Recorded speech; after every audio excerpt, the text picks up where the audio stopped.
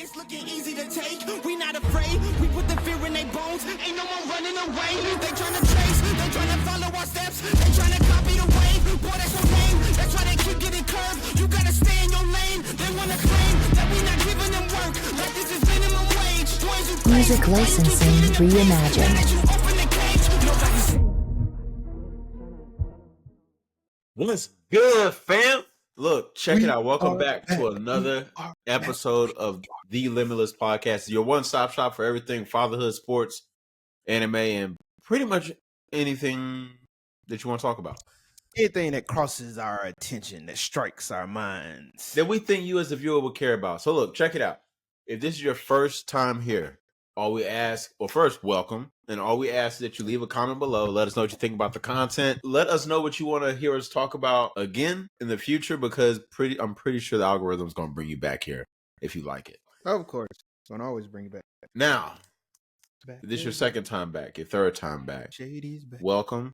Thank you to the algorithm for bringing you back to us. Now that you're back, go ahead and hit that little white subscribe button. Ding. Get tapped in with the community. Become a part of the community that we're building, because we want your voice to be heard. This is just as much your platform as it is ours, and we want y'all to know that. Without further ado, let's get into the content for today. Dreamcon happened this past weekend.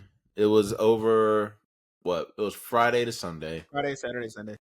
And Vaughn and I went on Saturday. This was our first time going to an anime convention as Limitless Podcast. And this is my first time going to a real anime convention, right? And I don't know about you, Javon. Maybe it was the same for you. It was my first time going to, so it wasn't my first anime convention. It was my first one going to, as like you said, as Limitless Podcast that we've created and built. Yeah. It was my first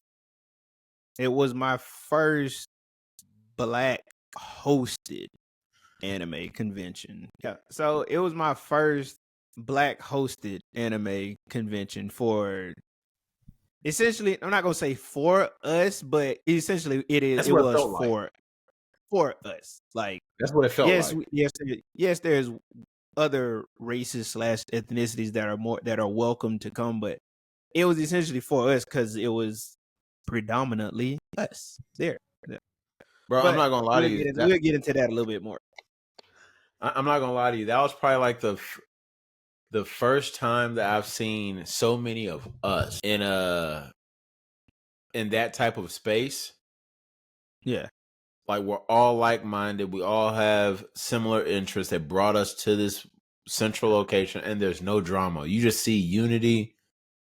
It was very well organized. Like, it was very well organized. I'll say that. Well, for the day that we were there, it was very well organized. So, yeah. Just so we have a flow to this and whatnot, what was the one thing that you really pulled away from Dreamcon? So, I mean, we talk about it all the time, even back when we've recapped pretty much our entire lives up to where we're at now. And I'd probably say the thing that I took away from it the most was the openness of everybody to discuss anime and everybody literally just fanning out. Facts. That was crazy. Like, that's what I took from it the most. The comfort level to discuss anime in depth, not just like on the surface value, but like in depth. Like, niggas was getting tight about some of the changes that was being made on them boards, bro. So that's what I took away from it. People were getting me tight. I was like, "You're over here putting what?" They took Naruto out of S tier, I think. Yes, who was that? He put Brock Lee over. Was it Gojo? Was it Gojo? He put Brock Lee over. No, he put Brock Lee over Ichigo, I think. No. He put Mike Guy over Ichigo. Mike Guy over Ichigo, and that was one of the main ones that like set everybody. They was like, no. But at the same time, I can see why. I can see why he did it. Not to gaslight people, but if you think about it, like as a character, I appreciate Mike Guy more as a character because the role that he not only played in Rock Lee's life, because Rock Lee wasn't able to use ninjutsu, right? Yeah. And Guy kind of understood that pain of Rock Lee, so he brought him under his tutelage, brought him under his wing. And then to understand that budding rivalry that he had between himself and Kakashi, like you don't really see that much with Ichigo. Like, okay, he became a Soul Reaper. Got it. But are you going to put him over him though? Like, you overall can character understand, wise, but with you, so overall character wise, I would. I would. Like, I'm not talking about power scaling wise. I can't discuss power scaling because I don't fully understand the power scaling between one anime versus another anime verse. Yeah. I'm not here to do that. But the overall universe character, I feel like I got more depth, and more it just seemed like there was more connection with Mike Guy, in my personal opinion. Okay. But All right. yeah. So we get to DreamCon after we get everything and all that squared away. So for you guys that have watched a few episodes back, we linked up with the same convo because they had been there before. Shout out, guys. We linked up with them, and that link up was legit once again because we know being of like-mindedness and all of that. And they had previously been they the ones that introduced us to DreamCon. And I said all that to say, like, what was your thought process with being there, linking up with another podcast in person of like-mindedness? Like, what was your thought process at that point? So after I got over the fact that there were so many people there, and I got my bearings, I was like, okay, cool. Let's find the same combo and start talking to them. And when we found them, and honestly felt like, Von, like we'd been friends for a while. It didn't seem like we never met each other before. And for us to, I feel like that's what this space kind of, what DreamCon really fostered, right? Is that we may not know, we didn't know anybody that we interviewed, right? No. We knew none of them. But the fact that we were so comfortable with each other, the fact that we were able to, like you said, have engaging conversation, we may not agree. You're able to hear my perspective. I'm able to hear your perspective. And then, of course, we have people that go completely left with it. But I say that to say that, man, it was honestly a great feeling. It was honestly, and I know I've said this so much, and you've heard me say this. I was saying it while we're there at DreamCon, is that it felt so good to be around our people and there not be shiznit taking place. And true, the fact that we all came there with the same common goal to, as a creator, we came there to, 1, enjoy ourselves, 2, network, 3, get content. You know what I'm saying? And then 4, really just fan out. And I know when we first got there, bro, we both were. We were both nervous because we were like, okay, we're here. This was the big step. Yeah. All right, what are we going to do now? And for us to be able to get interviews with people like Jamie, who you recognize, right? And for us to get interviews with like Dutch, and I don't know why I'm spacing on his name. I remember his costume vividly. The interview that you had with him with the blue suit from Fire Force. Oh yeah. The conversation you had with him, like that was, and we're going to drop that interview probably tomorrow or the day after. But the conversations were genuine, man. The energy there, it's hard to describe. Like, we can sit here and I'm pretty sure you'll hear other, podcasts and other people talking about DreamCon. it was hard. It's hard to describe the energy level and the aura around that whole situation if you've never experienced it.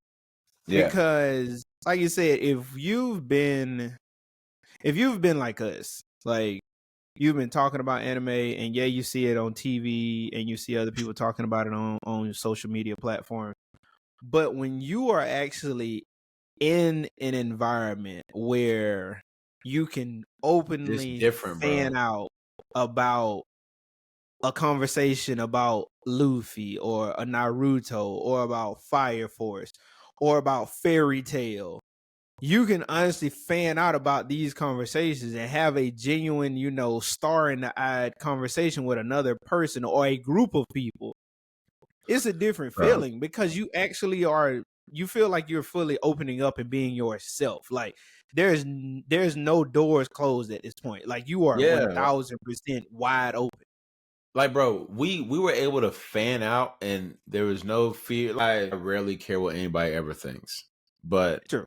we were able to fan out and it was just normal, bro. Now, I know I asked you the question, what was one thing you took away? But one of the things that I really took away from this is content creators are just humans just like us. You know what I'm saying? Yeah. Like I said, we came there really nervous, and I love that we went there because it forced us to break out of our shell. It forced us to put ourselves in what we Absolutely. thought was an uncomfortable situation of just asking somebody, "Hey, would you mind doing an interview with us?" Because like the big content creators, once again, like I said, Jamie, the rapper Corday, Drew that works with Kev on stage, golly, King Vader, they were all just so Rab, they were what is it? humble, Rab, yo. I just had it pulled up. Rab So Petty, like all of these guys, all of these They people. they were so humble, and they Yeah, were like, "Look, yeah, I'm a normal person just like you. If you want to do an interview, hell yeah, like let's do it." You know what I'm just saying? knock it out. Because they were of the mindset, and I just had a conversation with somebody. They were of the mindset like, I was where you were. Why would Yeah, I gatekeep and not allow you, to get your foot in the door in the content game? And then and see, I learned a lot. I think that's what sets apart. That's what sets apart, like quote unquote, the anime universe community, the anime content creator community versus other content creator communities. Yeah. Anime community, there's no gatekeeping. It's what you want to know. All right, this is how we gonna knock this out. This is how we gonna do it. You want to do the interview? Let's knock it out. Let's get it going. Yeah. Boom, boom, boom, You will boom, be boom. judged, though. I promise you, you will be judged. Like You will be that's judged based on your decisions, yeah, but not on your actual content. You'll be judged not on based your on, actual content. based on some of the decisions that you have made about who do you think is the best anime, who do you think what's the worst anime. You Boy, gonna get judged on I still those can't get over the fronts, fact. I still can't get over the fact that old buddy's hot take was, what was it? Usopp is the what did he say? bro. What did he say? Usopp is the third He said strongest or something like God that? Usopp. What did he say? God Usopp was top 3 in One Piece. Yeah, top 3 of the Straw Straw Hats. Hat. I was like, oh no, we're not doing that. Like, don't get me wrong. I understand God Usopp is him, but come on now. We're talking Zoro. Ain't nobody beating Luffy. You know what I'm saying? But that's neither here nor there. With that one, I had to pause for a second, and I'm like, "Are you serious right now? Like, are you legitimately serious?" Bro, or when Dutch said that Marine Ford is overhyped, the look on your face, I was like, Shout out to Dutch. "Oh shit!" So although I disagree with him to a certain degree. Enies Lobby, I like better. Yeah. Over Marineford. I don't think Marineford is overhyped, but Enies Lobby I like better. But his reasoning for it, I have no qualms with his reasoning behind it. Because you get people that make those statements and they have no they have no substance to that statement. Yeah. They're just like, it's overhyped. And you're like, why is it overhyped? And they're just like, oh, because it is. Just because Ace dies. No, that's not all. Like, there's a lot that goes on with that. But his number one reason was, what did he say? He was like, there's a lot of niggas that just could have ended Luffy and they were just letting him run around. Yeah. I couldn't disagree with that. I couldn't disagree. Was real in that whole situation for Luffy. I couldn't agree. I couldn't disagree with that situation. He went through it emotionally. He did go through it. I know we're kind of feeling like we're jumping all over the place, but it was just there was so much going on. Like, we're able to see different cosplayers. We saw Hunter x Hunter cosplayers. I'll probably say the biggest thing, the biggest cosplay or the most used cosplay was Nanami from One Piece. With the shades, the blue shirt, the what was it, the leopard suspender? Yeah. That was probably the most. Second, coming in second place was probably had to be the water Hashira for me. Yeah, that's the one I saw a lot. Yeah, Mitsuri.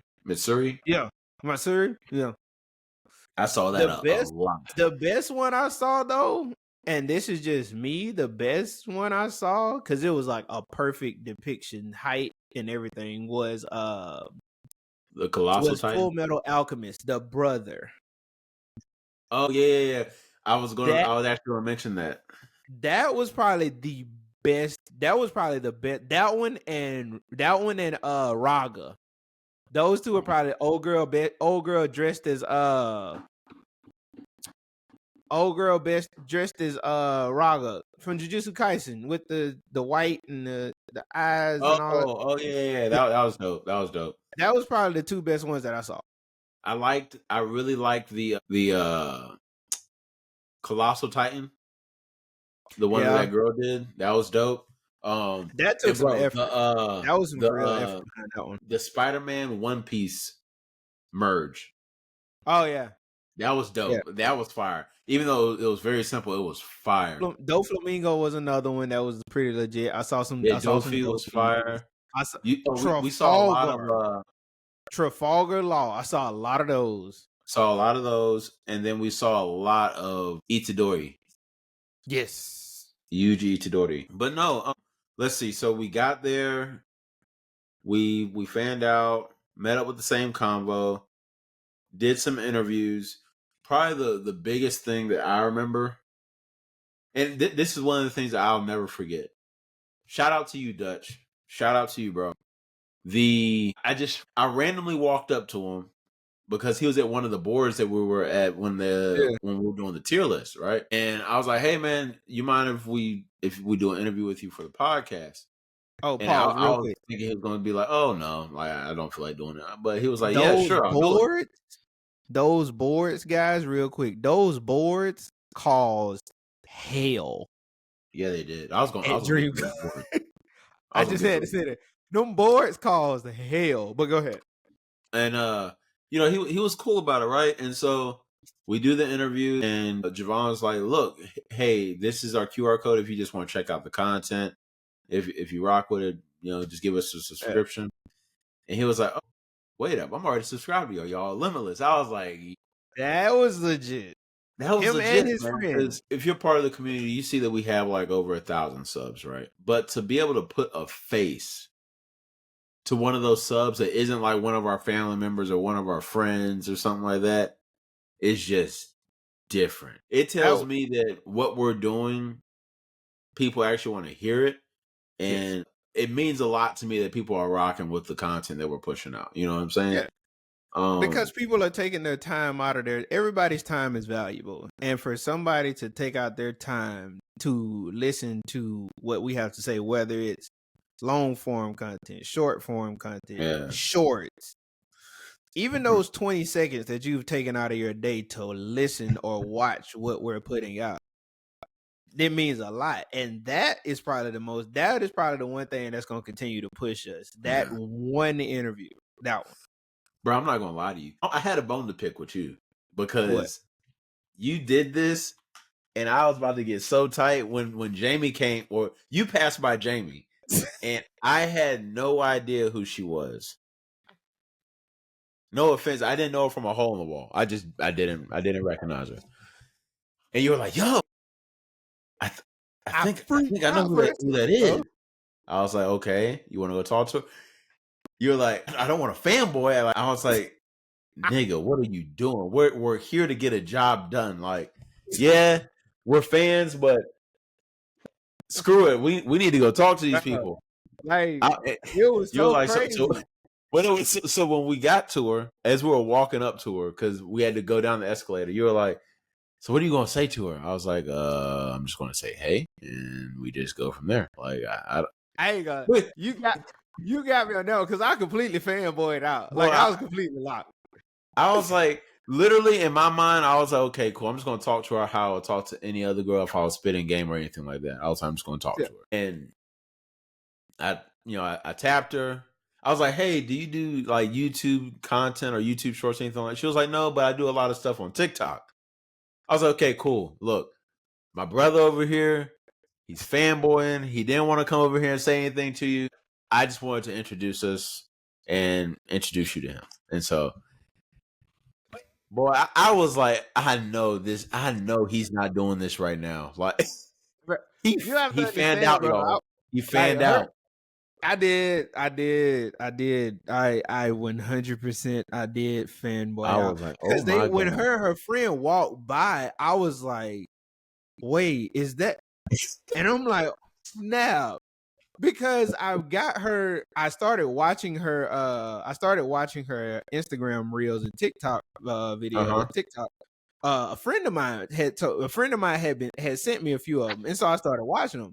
And I'm like, bro, she does a really good job with like reenacting, Nami and Brooke and Usopp and the Straw Hats. Period. She does a really good job with reenacting all of these characters, and she like brings it into like almost kind of like these real life situations. Yeah. And so when I saw it, I'm like, oh snap! Because I think that was the first like big content creator that I actually watched that I saw. And so after we did the interview with her, and it was awesome.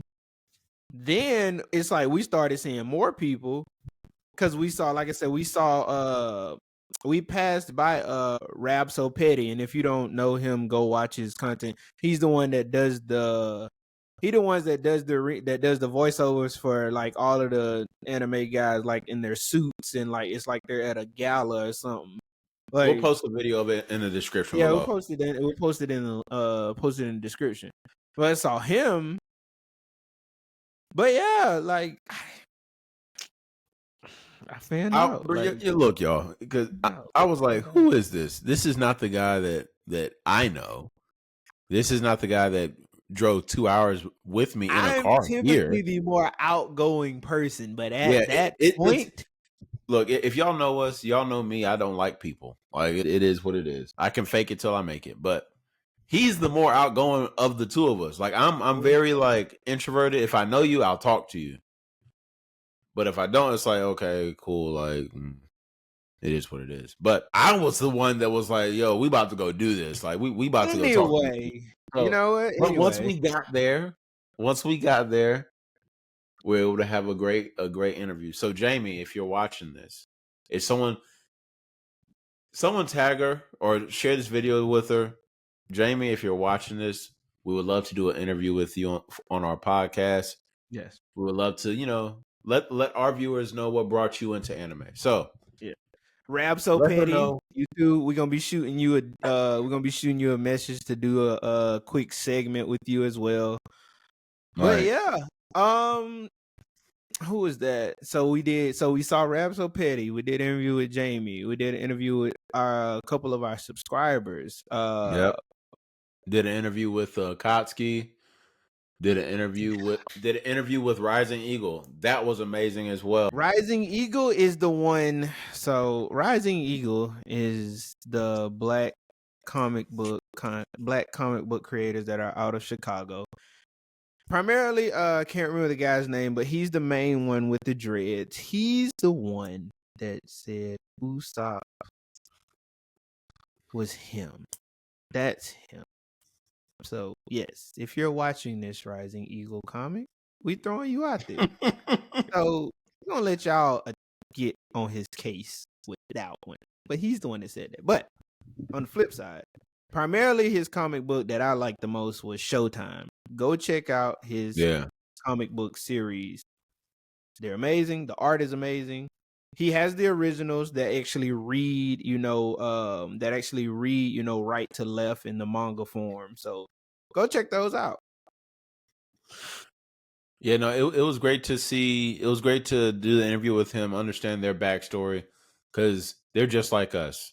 They're dads. They're black dads that took a step into this content creation space, and it was fire. It was fire being able to get their perspective, understanding their why. Man, and I finally found somebody that agreed with me on my two topics. Yeah, that was crazy. That wasn't crazy. That was They crazy. agreed with me on both of them. Not one. I would have settled for one. They agree with you about God of High School, which was just preposterous. And they agree with me about Death Note. That it was torn. It was legitimately torn. It's a win, baby. They agreed. They agreed with me, bro. Sensible people don't think the Death Note is a reasonable option, but it is. But anyway, man, what else did we capture from DreamCon? It was great to see the tournaments. The tournament play was fire. In my personal opinion, I think me and you did it. We probably could have done one more day. Looking back on it, we probably could have done Saturday, Sunday. Next time we'll do a 2-day. Yeah, that way we can actually break up the interview. Weekend of that. A whole weekend of that would be epic. Like it would be epic. I need Red Bulls on deck, bro. A whole weekend of that needs to be like South Padre. You remember South Padre? Y'all don't know about South Padre or our experience with South Padre, but that's what that needed to be. I could do it again. Do what again? I can think. Do what again? South Padre-esque. I could do it again. I won't make it. Red Bull it up. I would not make it, up, baby. Bro, Red Bull it up. There's so many energy drinks out there now that beer started to taste like water was dangerous. Okay,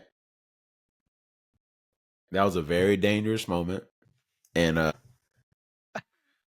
that fight we got in was crazy too. But that's neither here nor there. Yeah, that's neither here nor there. We won't relish on that moment. Like all in all, I most appreciated, and even though we didn't get a chance to meet all of them, I most appreciate RDC World for doing this. And I know this is our first year going. The same convo, I think this was their second or third year going. But I most appreciate them for putting this together, because not only does this take time and not only does this take money, it takes sheer will and determination to put something of this caliber together for a full 3 days where it doesn't start until 10 a.m. and it doesn't end until 3 a.m. And it's something going on it's something going on within that whole time frame. Like you got workshops, you had manga, you had puzzle, you had like people in the rooms like puzzle workshops and content creator workshops and the basketball games and contests and after parties and just like people actively engaging with each other openly, open interviews like what we was doing. It takes more than what we saw. Oh yeah, facts. The gaming hall and all of that, like that took a lot out of. I guarantee you, they had some sleepless nights, like trying to set all this up. Oh yeah. So I mean, making sure security was good. I just want to say shout out to y'all. Great job, first of all. Yeah. Very well organized. Very well set up. No, like JoJo said, no drama, which is I think everybody appreciated that. And it was it wasn't expensive. It wasn't expensive. Like if you were able to get the ticket when it dropped, the 3-day event was $100. That was for you to get in, go into the free workshop, go into the free workshops, and actively engage with people and all that. And I mean, you could pay more for like the extra tickets, and then, bro, the after party. The after party was $20 or $25. Yeah, and it was free like drink, and then they had the food trucks out there. So it was just great. It was just a great vibe all around. Even with the one day that we did go, I know next time we doing at least 2, if not all. Yeah, 3, at least 2 next. At minimum, we're doing 2 next time. So once again, from me, I just want from us here at Limitless, we just want to say thank you, RDC World. Shout out to you guys. Shout out to all of the other content creators that showed up and showed out, and realizing that, and allowing us to realize that, y'all are just like us. Like, y'all were in this predicament. Y'all were in this situation at some point. Y'all were starting out. So we just want to say thank you. So that's it for me.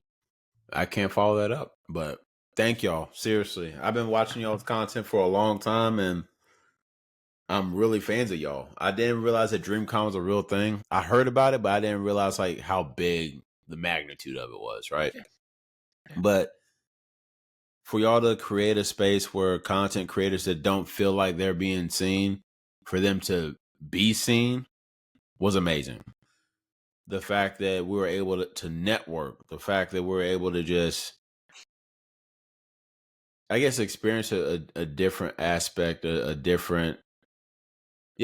whole different aspect of anime, because I've never experienced something like that before. Just growing up, like I always kept it secret about my love for anime. It was always in the shadows. But like, we're in a day and age where it can be in the forefront, and we have so many like-minded people around us. You know what I'm saying? So thank y'all for that. And I look forward to the next DreamCon. I guarantee you, we're going to be there. We're going to do it right this time. Bring it. Please. Carlil told me, he was like, what's going to happen? Well, y'all are in the same boat we were in last year. Last year was our first year. We didn't know what to expect. We kind of went by we kind of just flew, just let it go. And we didn't realize everything they were missing because we didn't know what came with all the different packages. Yeah. And so he was like, next year, y'all will know. Y'all will have it right. This is your first year being able to see it. Next year, y'all are going to take it to that next level. Please bring it to Houston. We are in Houston. Oh my gosh. Bring it to Houston, please. If you bring it to Houston, I'm going all 3 days. I don't care. Oh, yeah. And I'm staying. Like, I'm staying downtown. Oh yeah. I'm not. Stop that. I ain't coming back home and doing all that. Yeah, but that's just me. Now, so what, we left after Saturday. We checked out, came back home. But if we thought that our day was just going to be full, like DreamCon was going to be our day and that was it, we were sorely mistaken. So as DreamCon was going on in Austin, San Diego Comic-Con was going on in California. And bro, he's back. He's back. RDJ, Robert Downey Jr., a dude playing another dude dressed like another dude. Another dude. Back. And if you don't know where that phrase comes from, shame on you. Shame on you if you don't know where that phrase comes from. He is the man, the myth, the legend himself is back. And I love that he's back. Yes. Because one, he gave us one of the most iconic characters in all of the MCU, of all Marvel. Yes. And he did it to perfection. Nobody can play that character. I don't feel like. And the way in which he was introduced to us, and the way in which his story arc concluded at the end of the Infinity Saga, was perfect, bro. Like, you were able to see the ups, the downs, the faults, the superlatives of Iron Man. throughout the years of phase 1 through phase. And when I tell you, it was heartbroken. I was heartbroken when we lost. I didn't want to believe it was real that Iron Man was gone, but he was. Are you talking about at the end of the end game? Yeah, at the end of the end game. But I'm not even gonna lie, I got teary. Not even gonna lie, I did. So San Diego Comic-Con, right? We all know the whole thing with Jonathan Majors, how they dropped him from being the big bad for phase 5. And that gap needed to be filled. Yeah. So with them opening the multiverse, and we all knew that was going to be Doctor Doom, but no one knew who was going to play Doctor Doom. Yes. And the way in which they did it, he was like, there's only one person that could play him. And when our boy just lost it, bro, like I got goosebumps right now. Just like, it was insane. It was. And I honestly think they got the right person, because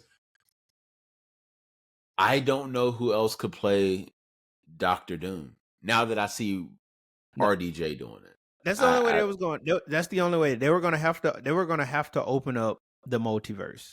They were going to have to. Like, they were going to have to open up full scale. Because don't get me wrong, in the one movie, so if you know Jonathan Majors, which I'm pretty sure everybody does, Jonathan Majors is a really good actor, and he played Kang really well in the Ant-Man movie. So it was only a matter of time to see, like, potentially how good of a Kang he was going to be. Yeah. And I feel like he could have been really good. Really good.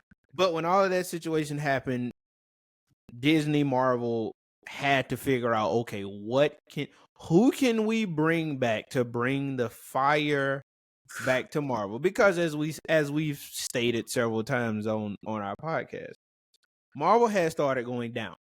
Bad. Marvel had started on a downward slope. So they knew that they had to do something. So as what King Lion said, you see what happened? It brings y'all back to me. Ergo from Thanos. Bro. It brings y'all back to moi.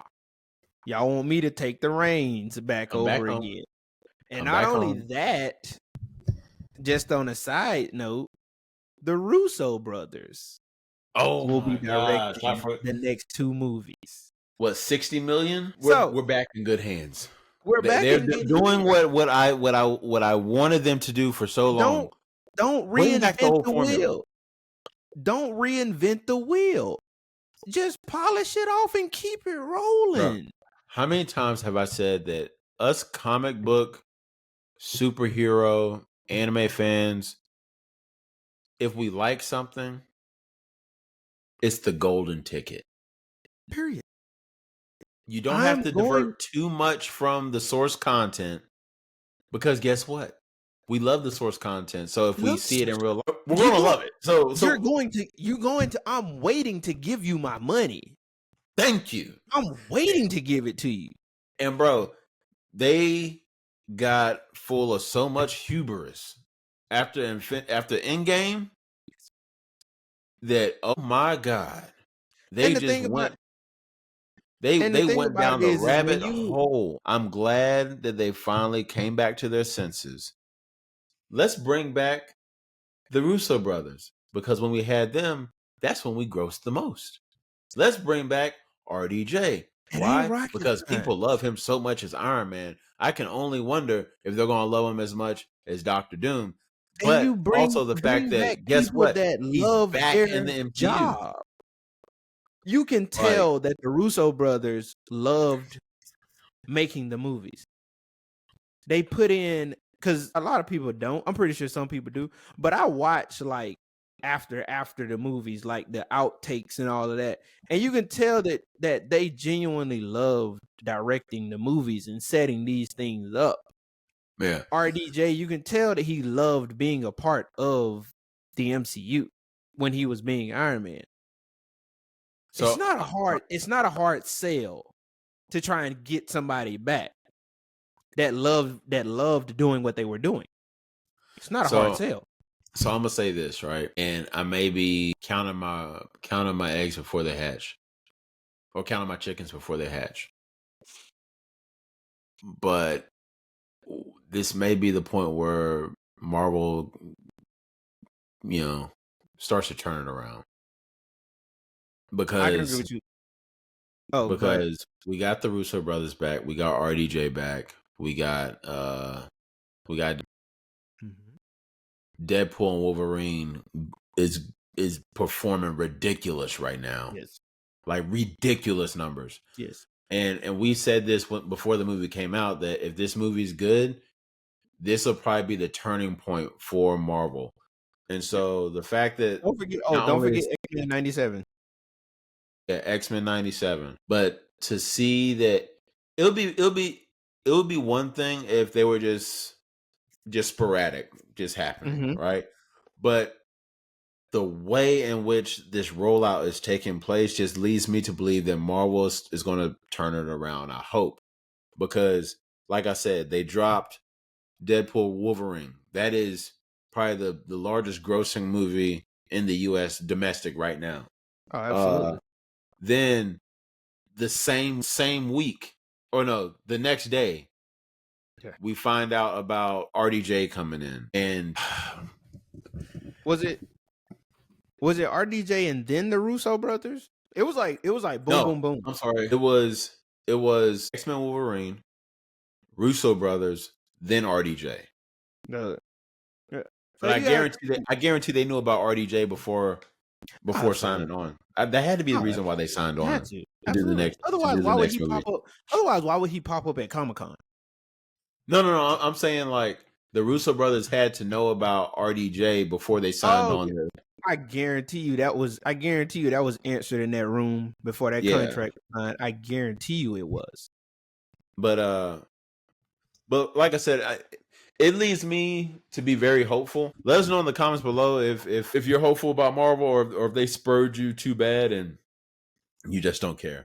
And let us know if you saw Deadpool Wolverine and what you thought of the movie. They ain't I'm gonna go scarred. check it out this weekend. They ain't scarred me because when they ain't from what I have seen and the responses that I have gotten with Deadpool and Wolverine, I can't wait to see it. So I ain't gonna say they scarred me yet. They brought me back a little bit with X-Men '97. We'll see what Deadpool and Wolverine does for me, and then we kind of take it from there. But I ain't gonna give up on them just yet because what's left? DCEU? Ha ha. Yeah, I ain't doing Ha. that. Ha, not going down that road. But DCEU is, I mean, we said it on our short. Go check out our short reaction that we did. DCU, they are cooked. It's over. Cooked is The an only thing understatement. the They only are thing well done. DCEU can do is be what they should have been, which was dark from the beginning, and give us the storylines that we have read in the comics. But they're not going to do that, though. They're not going to do that because if they did, every single movie is rated R. Not PG-13. I'm talking R. But they ain't going to do that. R. Yeah, R. But they ain't going to do that. So that was us. I think that's a good wrap up. Real quick, JoJo put out a short. Go check out Supercell. Watch it tonight. Watch it tomorrow. I was actually having a Only 6 conversation episodes. about it with. I'm gonna go watch it with Andrea here soon. But I was actually having a conversation about it with one of our followers on TikTok, and she was like, "Yeah, it's like my favorite show right now. It's up there. Like it's good. It is. It's so good that I am ready for season 2 to hurry up and get here. Yeah. But let us know if there's any shows, any animes that y'all recommend. Yeah, I need an anime. I'm struggling. I'm struggling. I'm watching that time I got reincarnated into a slime. And I will say this, and I'm gonna be done after this. I promise y'all I'm gonna be done after this. I will say this. It pains me to say this. I can see now the argument as to why people say Rimuru will, I ain't gonna say Solo. Rimuru will beat Goku. I can see that now. I can see why. If you have not watched The Time I Got Reincarnated That's as why a I'm not Son, talking about it. I haven't seen it. go watch it. Within the first few episodes, you will understand why I I don't know why. I feel like the title just throws me off. Like the it time I got throws you off, reincarnated as but when you slime. start Like to the watch hell it, is that about? you understand the title when you start to watch it. And then Okay, you'll further understand why that outlandish statement is actually not so outlandish. bro. But You know what? that's it. You know what you need to watch, and I recommend this if y'all haven't seen it yet. Tower of God. That is I need to watch that. interesting. It's I need to watch. entertaining. I don't know too much about it. I'm probably like the 2 episodes in, but the fight sequences are pretty interesting. I'm gonna watch it again tonight. But let us know if there's any anime that y'all recommend. Yes, Or please.